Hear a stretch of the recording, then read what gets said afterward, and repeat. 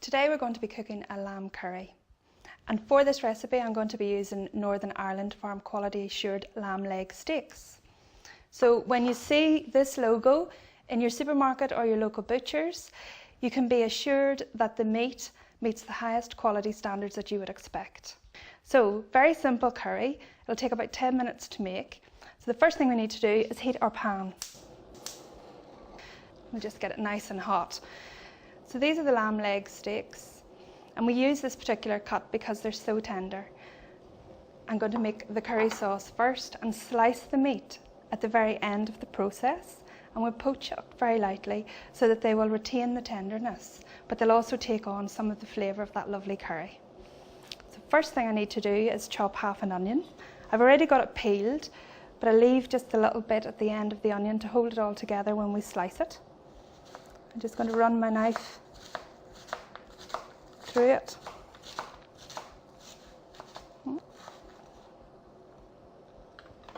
And heat some olive oil in the pan.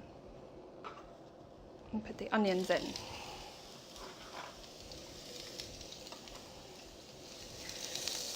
We'll just move them around for a little while and let them begin to soften. I'm going to crush a garlic clove. I've already got a nice garlic clove peeled. And thinly slice it. Some people will add the garlic just like this, and you can do so if you want, but I would prefer to have a nice garlic paste. So what I do is I crush some salt on top of the garlic and use the flat part of the knife and press down.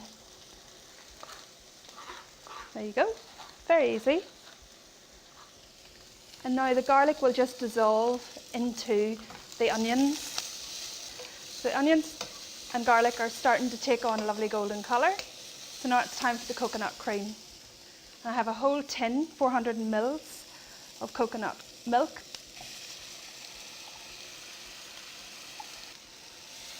And just stir that in.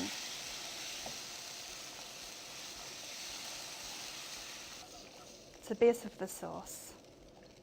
Now we need to add some curry powder. I've got a couple of teaspoons of the Madras curry powder I'm using. We like some heat.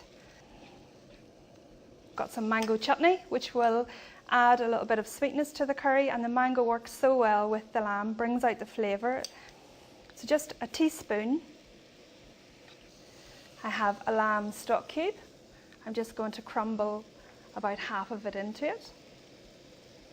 We don't need to dissolve it, there's enough liquid in the pan already, but we just want to get that extra bit of flavour.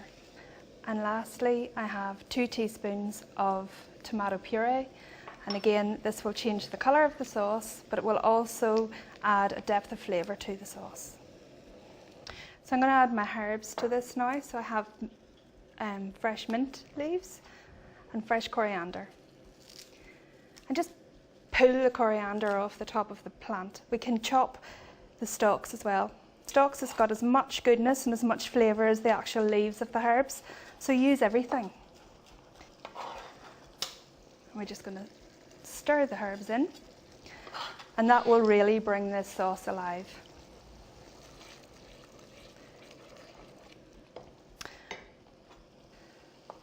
Juice of half a lime, or you can use more if you want. And now we're ready for the meat. Now, you can see how beautiful these are. They're so lean, and I just want to cut the meat into quite fine strips.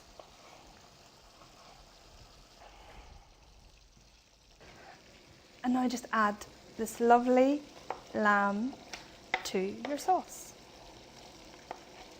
Stir it round, and what will happen is it will poach really quickly. It'll take about 3 or 4 minutes for that lamb to cook through in the sauce.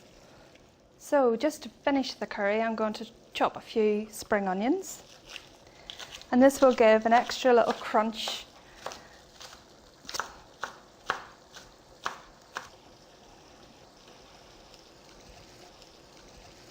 We're nearly ready to serve. I've cooked some rice, some basmati rice, and just allowed it to steam while we've been cooking the curry. I've got some rice at the bottom of the bowl. And then spoon your curry on top.